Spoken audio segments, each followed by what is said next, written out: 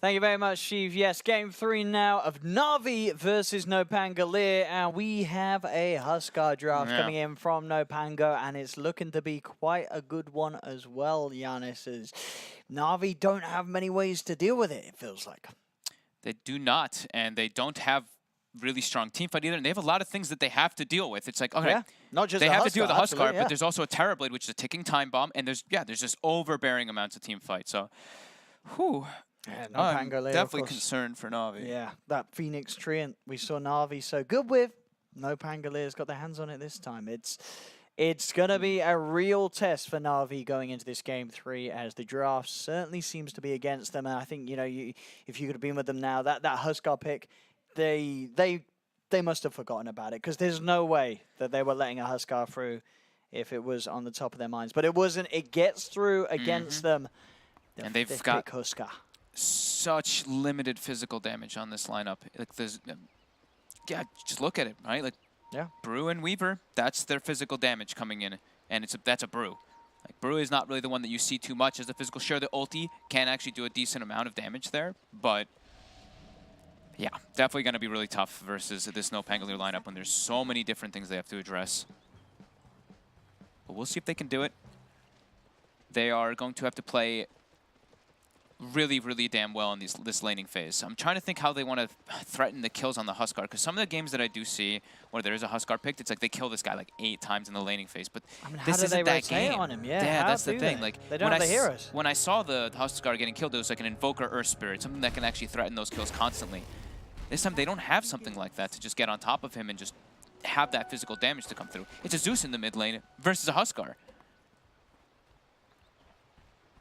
Yeah, not a lot that he can do at all in terms of threatening the farm of this Huskar. Yeah.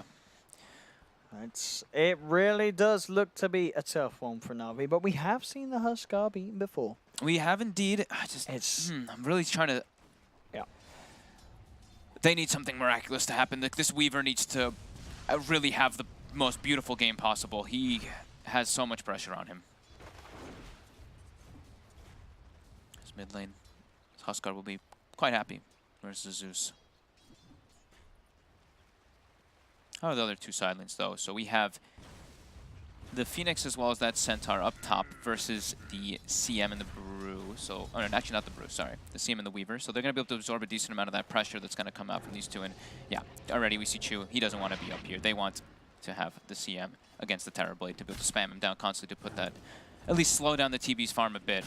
So they have to, I mean, this is a hard thing. It's like they have to address, I guess, the Terrorblade. They can't actually address the Huskar in the lane, so they have to at least just double down and try to slow down that TB.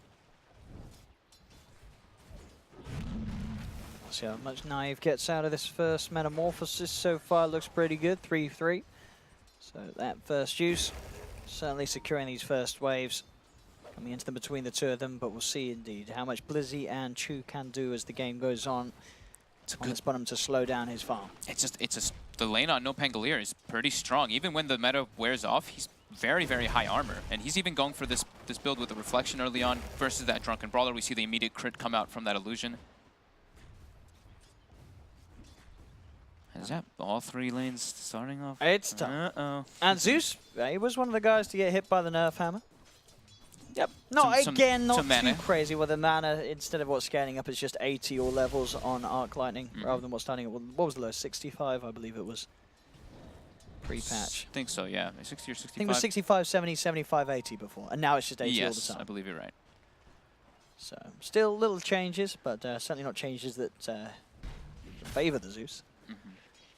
And we're seeing on the farm on top, Ghosting. Having a good old time, hitting the creeps 10 for 4 against the 6 for 2. So, certainly having a good time up top. NoPangolier. Yeah, Centaur's just a strong laner. Great versus Weaver all throughout the game. And he's going to be guild building those tanky items, just like Panel mentioned. He's going to go for that early pipe, which is just going to benefit his team once they do try to group up and go for that Roche. By my whiskers, that's Na'Vi good stuff. Really need a miracle here. It's top. See Seneko. Just a bit of harass.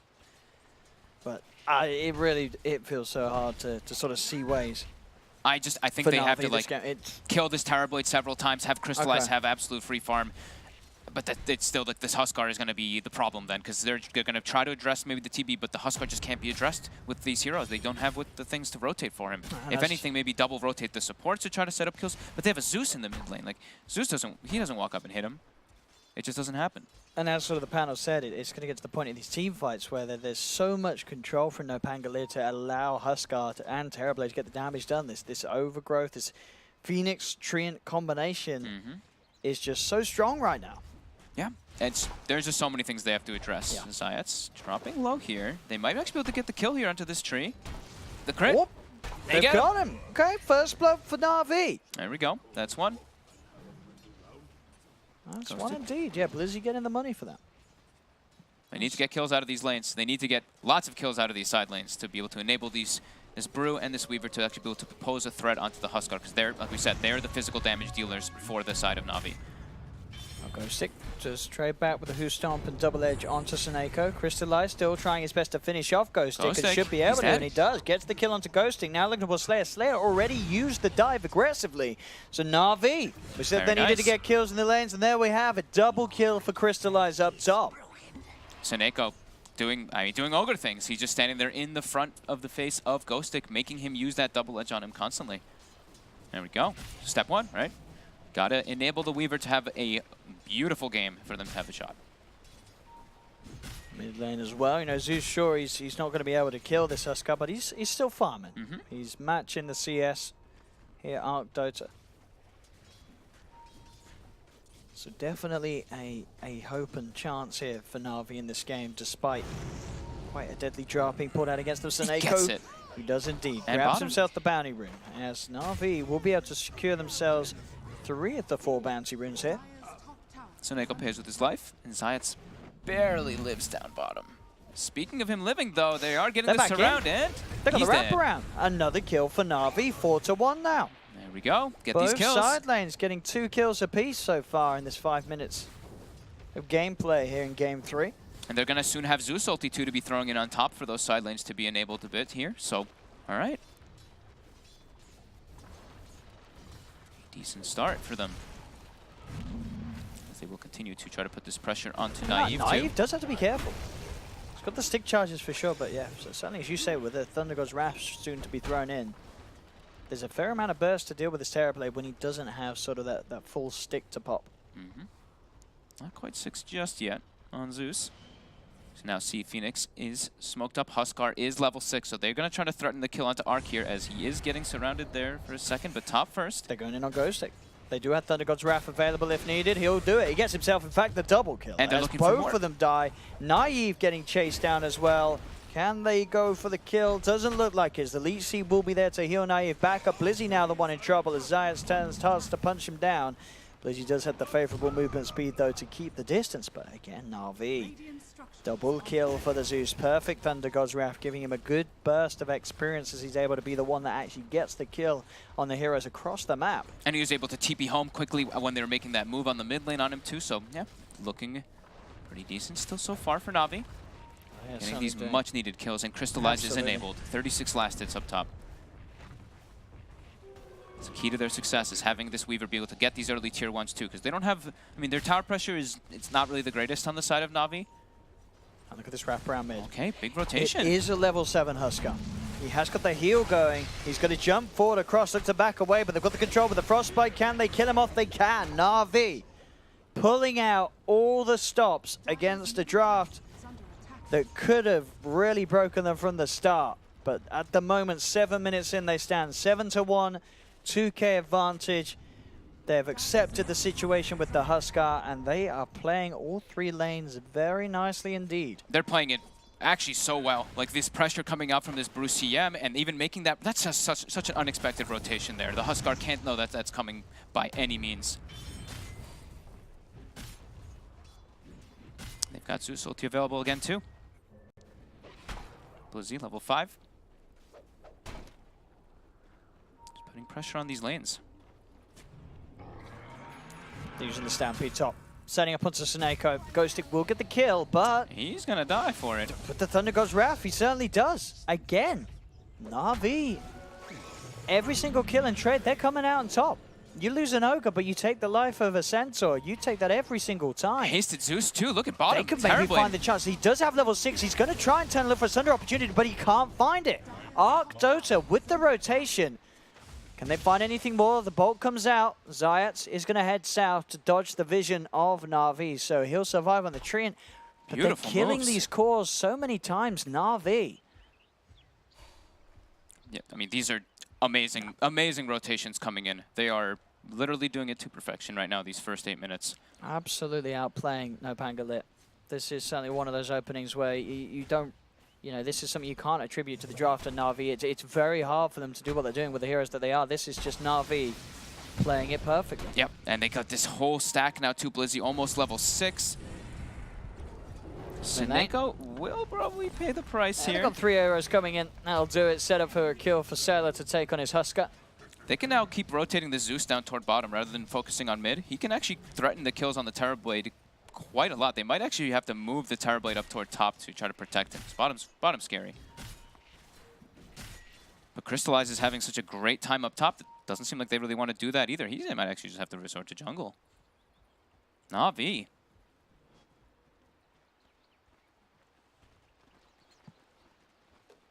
Very nice.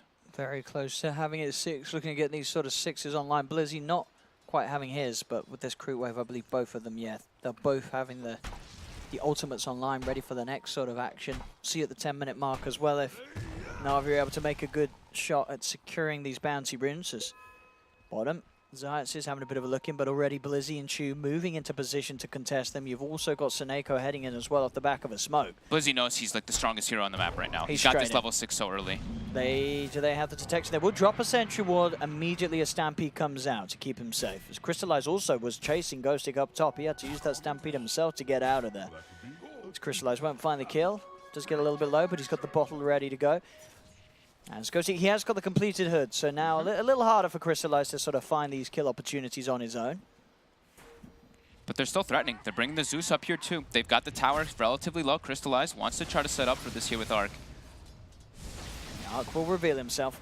Supports on the side of NoPangolier are very broke right now. 500 gold on Phoenix, 1,000 on the Train Protector. They're getting just split up too much around the map from all these constant rotations of Na'Vi. This tower up top's incredibly low as well. Na'Vi can certainly look to finish this one off. Ghostic's already popped the active of the hood. The bugs are coming in, won't quite catch on to the sensor. But Na'Vi get the space that they need to take this tier 1 tower. More money in the bank for Crystallize, as he will go for a quick search onto Ghostic, but still, even if he finds him, with the bugs already used, very unlikely he's able to get that kill. Ghostic's able to back off, get himself back to safety. You've got Seneko in the middle lane, trying to soak up that XP required to get the multicast capabilities online. And 11 minutes in, 9-3 for Na'Vi, a 5k gold lead. As they are certainly pulling out all the stops here in this game 3. And they're playing incredibly fast-paced too. Again, now another smoke. They're looking to go to capitalize for top to try to keep this pressure going. Not trying to give any breathing room for NoPangolier to do exactly this. Have Naive just sit in the jungle as this Terrorblade. We've seen these Terrorblades do this with the Conjure Image, how much you can actually farm and catch up. They want to just keep these aggressive moves on, get all these early tier 1s down so they can get those avenues to be able to play into the enemy jungle as they are. Look at this. They're trying to see if they can set up onto mid. Sailor does have the armlet, but he's going to have a fair few things he's going to need to toggle through if Na'Vi get on top of him. Indeed they do. Sailor will jump forward onto Crystallize, but Crystallize keeps the distance with the Shikuchi. Sailor's still alive for now. They pop the Primal Split, the Supernova coming out as well. Crystallize, he's actually going to come back in with the time lapse, and the Supernova stun's there as well, so they do have the control to take down the Weaver. They get the kill on Crystallize. Zayat's able to hide back in the trees under the cover of nature's guise, as he'll be okay. Seneko does get rooted. Ghostic and Sailor heading across as well. Seneko turns, get a couple of multicast hits out on Zayat. It's not enough to kill him. And certainly will put himself in danger. NoPangolier able to strike back for the first time this game, getting 2 kills themselves, not losing anything on their own behalf. As you can see there, they wanted to jump in on the Huskar, but still, as expected from the draft, the Huskar pick, no matter the stage of the game, is going to be very hard to kill, especially as we saw there once he has picked up the armlet. And once he has some backup. Yeah. Once they've got their level 6s on the Phoenix as well in the tree. That was really well played there by Zayats. You see how he got the Crystallize, used the time lapse, and then the Zayats walked in, gets the root, and then the Supernova pops on top of him as well. And during that, the Terrorblade was just jungling. It has a DD rune now as well, so will be accelerated from that. And that 5k gold lead chunks down to only 2k already, just from one little mismove. Yeah, those fights are very scary for Na'Vi. You know, we sort of talked about how well Na'Vi was opening this game, but it doesn't matter how well they started. If they make a few mistakes, they will lose everything that they gained in advantage, and then it goes back to this situation that we were concerned about from the draft outlook, that this game is just very hard for Na'Vi's heroes to play against that of NoPangoliers if they do fall behind. Yeah, they've got to keep this pressure up. They have to be getting stuff out of the brew splits pretty much every time to be able to force the towers in particular. Like, get a kill with the brew split, get a tower afterwards, like I was mentioning, so they can get those tier 1s taken down and they can actually invade to find this Terrorblade who's been just completely recovering. Naive is trickling up toward higher than that Weaver. Kyle mentioned on the panel, when you're playing Weaver versus Terrorblade, you want to have that like item or 2 items even ahead of him. If this TB gets time to slow down the pace of the game and get that farm up, you're definitely concerned. And he is getting away with it now. We're going to be queuing up that Yasha. Down bottom, Stampede being used here by NoPangolier to close in onto Chu. The Chu Crystal Maiden will fall. This Huskar looking to get bigger and scarier. Treads and armlet complete. Mid lane crystallizes Seneko, trying to take this tower down. There is the living armor slowing it down a little bit. TP in as well, coming through from Ghostic. They're going to bring a lot of resources here so they can heal it up full with that tree armor. Ghostic wants to park himself here. Don't let Crystallize take it down. Crystallize really wants to commit. He does want to finish that tower off, but he has to be careful. There's the threat of an overgrowth into a Hoostomp. Does have that time lapse available, but even then, as we saw before, Zayats was able to outplay him, and they get the job done. NoPangolier, they're keeping it safe. They're buying time for it to heal back up. Crystallize has moved away from that mid lane. So next thing you know, that tower's going to be back at full health in the middle. Bottom lane, looking to open onto Slayer. Slayer dives away, does have a supernova. Will pop it before that last hit comes through. So he will live, but at the same time, Na'Vi, they have forced him to use the ultimate. So maybe they can make something happen with that knowledge. Seneco's going to be going to get those 2 bounty runes, 2 for 2. But Naive is getting away with this. He's just getting away with murder, sitting in the jungle, uncontested. Nobody's bothering him at all. Look, now top net worth has gone for the greedy build. The Dragon Lance is a build where you see they want to kind of sometimes join into the fights. The Yasha is the build where you just strictly want to be farming on this TB. And he's able to now. They're getting space on the map down to that 1k gold advantage for Na'Vi. This time, they should be able to get this tier 1, though. They've got 4 heroes looking at it. There's no threat of a supernova. And it looks like he didn't actually continue to living armor. It didn't actually get healed up that much. It's only level 1 living armor. So it's got that like cooldown between. It doesn't actually heal that much. Yeah, and he went for the 4 build on the 4 on the Invis, on the Nature's Guise, on the Train Protector. Do you think that is definitely the right way to go in a game like this, or would you have liked to see him get a bit more points in the living armor? Not the biggest tree player here. I've seen variety. It's like there's a lot of variety coming in from that hero. I know AUI loves this build. He loves having the 4 points in the Nature's Guide so you can traverse the map and always put that impact. And the Root is really nice versus Weaver.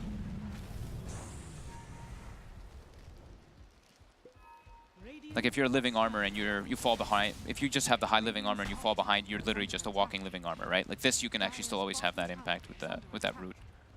And he gives so much information, just being able to waltz around with that speed. It gives all the time in the world for Naive to be a Terrorblade in the jungle and have a jolly good time, to be able to farm that BKB and be able to join his team with that timing. I think Panel said it too, right? BKB Terrorblade, maybe a BKB Huskar, but just having that BKB Terrorblade and then go over that Roche Pit with their overbearing big ultimates, the Tree Phoenix. That's their big timing with that once they get that Aegis for that Huskar.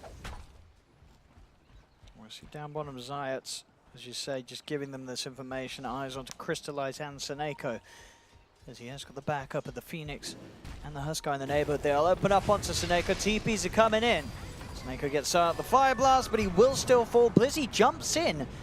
Does have a wand charge if he wants to wand and use the ultimate. He certainly will. Pops the wand, pops the primal split, gets a stun out to Sylar, but he needs damage.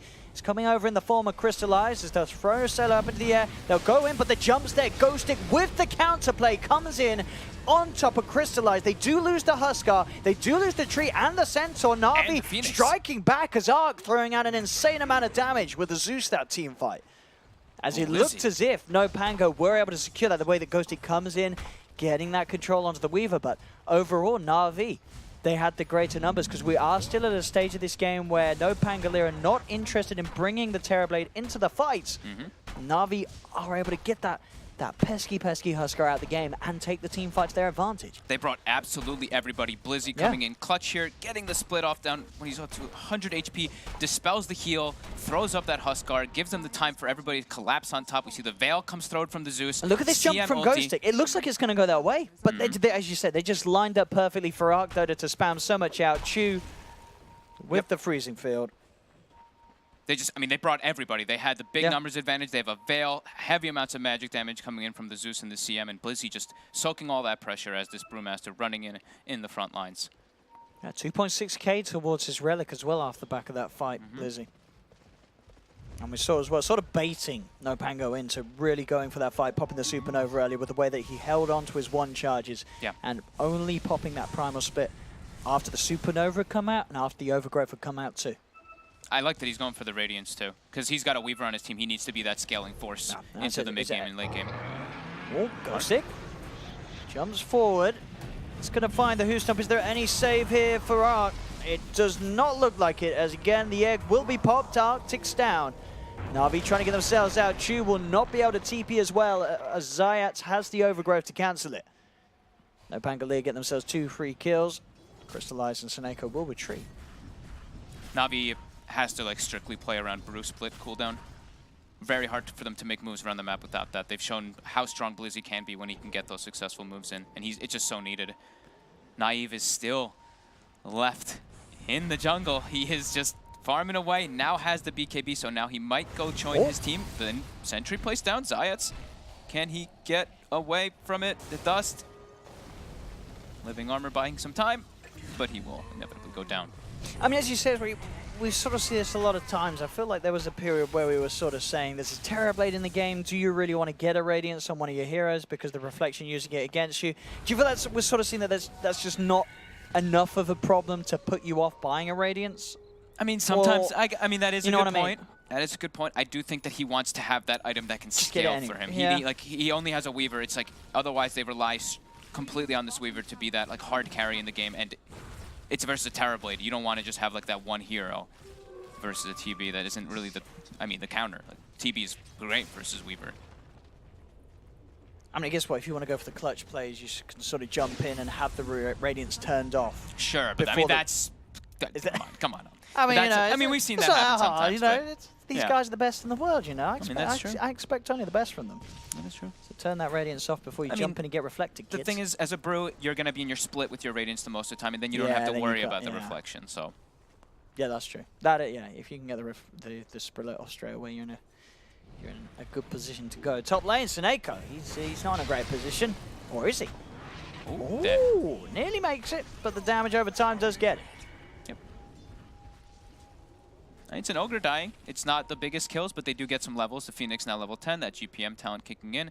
Naive going for that. Oh, Yasha BKB Blink build. This is a cool blink to just get into and on top of like the Zeus in the back line easily, and just you're right in the middle of it. This is cool. Look, showing us the skill build. I like that. I like that. Blizzy. Fancy.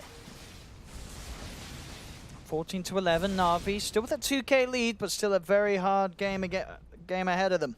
Yep, this TB is just getting so much space on the map, but I mean, Na'Vi, they're doing a pretty damn good job just keeping it steady. They're not getting like, it's not like, oh, the Roche is killed and they can't contest it or anything yet. There hasn't been an attempt for Roche yet. We're at 22 minutes with the Huskar lineup on NoPangolier. But I mean, as you mentioned, they're playing 5 versus 4. This Terrorblade has not looked into the team fights yet. Yes. So when he does, when he turns up, I think the big timing is when he turns up to the fights and when they have this pipe on Ghostic, because that's going to absorb a lot of the damage coming in from Arc, who's been dealing a lot. I mean, 4-1 and 5 on the Zeus, level 17, getting close to an Aghanims. I mean, this is game is always playing against sort of a Huskar core. You know, a lot of the times you sort of have this matchup, and the Zeus gets, he can get trashed in the mid lane, a couple of rotations, and suddenly falls so far behind. But Arc has absolutely done a very good job at keeping himself very much at the head of the game. Yeah, I mean, Navi's been the ones making like constant, heavy rotations, making sure. It's been NoPangolier getting caught off guard by them. They've got a full Spirit Vessel now on the Crystal Maiden dot. And the build for the Terrorblade, opting for the, as we are seeing some of these sort of Yasha Manticores going for the S and Y rather than the Manta this game. He just wants to battle. Yeah. Just wants to have this raw stat to be able to just walk into and the it's, fight. you know, 23 minutes in, a Terrorblade coming out of the jungle with S&Y and a BKB. That's a pretty scary Terrorblade. Yeah. Didn't go for didn't actually go for that blink tag. I thought he would. Okay, I've yeah, seen he had that blink. queued up and then he went for the Sanj instead, yeah. I've seen the blink a lot of times when you are playing versus hero that you want to just get into on the back lines, but maybe he's thinking, well, I have Stampede, right? Like, I can get into the back lines, hopefully just from that. As the BKB, the next choice for Sylar. Is that how we're going to say it, Sylar? Sylar, I feel weird saying I say Sailor or Sealer. Sealer. I think Sealer. I I don't know, but wanna Sealer know how wouldn't have it's the Y. I actually think like C-E-Y would be like say. it would be like Sailor. Sailor. Sailor. But that's like Sailor. You're calling him a sailor. Yeah, but Sailor. Yeah, but no, Someone's going to tell us how to say it properly. like pair and pair are spelled different ways. You still say it the same ways. You know, sailor and sailor are spelled different ways. Doesn't mean you have to say them differently. That is true. It's probably pronounced completely differently, though. I can't remember. What's the word for words like that? There's some fancy word for that when two words are spelled differently but said the same. But I haven't gone I to did school in a long not time. listen to English lessons now. Zeusol to scout. They do see that NoPangolier is trying to make that aggressive move forward with this smoke. They have now shown the Terrorblade is here to fight. Oh. There we go. The beam is out from Slayer. And there's creating space for that mid lane to be taken. And they do get the tier 1 tower. They want to go for anything else than NoPangolier. They saw that everyone started to pour it in. Yeah, Now they're they're going to just backing back up and push the lanes out. Yep.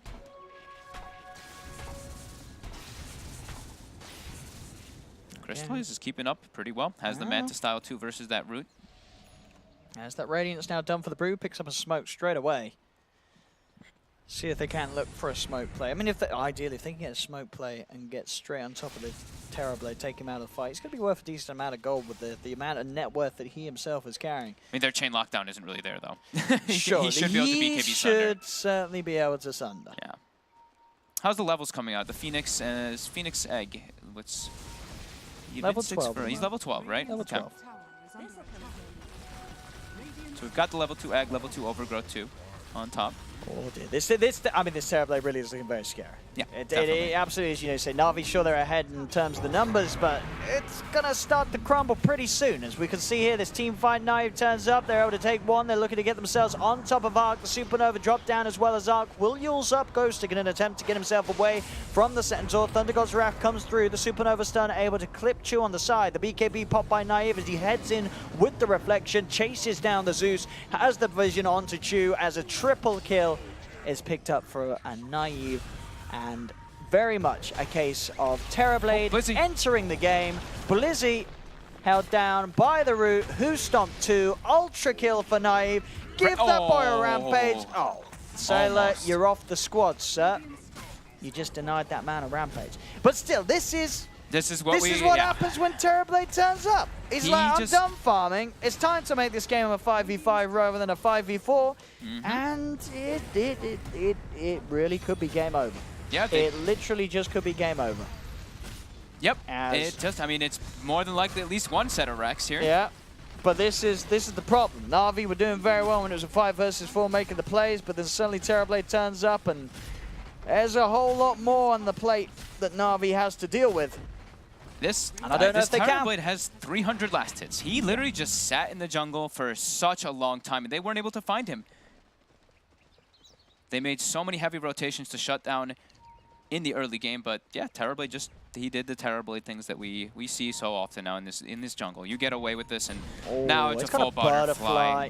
Oh my God, they do not have the damage to pierce through him. To very difficult territory for Na'Vi. Their lineup, it just doesn't have it in them. Nope. It just doesn't have it in him. Ghostic jumping forward, has He's got a Stampede as well. He can get the rest of them through. Blizzy doesn't have Primal Split for 10 seconds. That's the brew gone. 50 seconds dead. No buyback. Oh, it's looking a bit rough all of a sudden. You know, we like to sort of talk it up at the start, make it look good for Na'Vi, and it did. If you just ignore the fact that there was a Terrorblade AFK in the jungle, and at this point, I don't think we can make it look good for Na'Vi anymore. This is just NoPangolier rolling with the draft. They came out with an outdraft, and there we can see sort of the doom and gloom suddenly striking and hitting Na'Vi pretty hard in the face. Yeah, I mean, it's like they had very, very good rotations. It's just like, how do they force the issue, right? You look at their draft, and they don't have this like big building hitter that's just going to like take building after building while this Terrorblade jungles. The Terrorblade just got away with this. That bottom, Zayats. Well, they should be able to get the Treant. Zayats will be caught out, but mid lane, Their base. the base is in trouble. The Sunray heal. In they go, tier 3 tower taken, another Rax being threatened by NoPangolier. It dies so fast, this Terrorblade. Blizzy is going in with the primal split. They're focusing the Huskar. He's got the Aegis ready for a second life. The Supernova being untouched at the moment. Still alive. Sylar, he will Okay, fall he the dies. once. Do they have any chance of killing him a second time? I do not think so. As he can just walk it off. Nothing in this game at this point is going to threaten the Huskar, as that is a melee Rax gone as well in the middle lane. It's all crumbling away from Na'Vi here in this game 3. They had a great first 10 minutes. They had, I mean, they made really good rotations. But then It's reality sort of just, bam, Yep. hit them in the face. This whole series, look, I mean, this whole like series of events that happened here. It was a 1K gold lead for Na'Vi here, but then, yeah, Terrorblade shows up to the fight. Arc, he doesn't have a way to get away from this. He has a Yule Scepter to kind of stall his death a tiny little bit and make them chase very far here, but yeah, look at, I mean, the Brewmaster, his Brewlings get stunned by the Phoenix Egg, and he's just kind of running around. He can't actually do anything because there's a BKB on this Terrorblade that just walks through everything. I mean, this is the thing. You sort of, absolutely, you leave this Terrorblade alone for sort of 10 minutes in the jungle. He has a good, 4 or 5 cycles of the Metamorphosis and with the illusions. He just jungles so damn easily. It's it's like the most efficient jungling hero now because doesn't of the matter way what it your works. item is, just the innate way that the hero works with his armor and the skills, abilities at his disposal.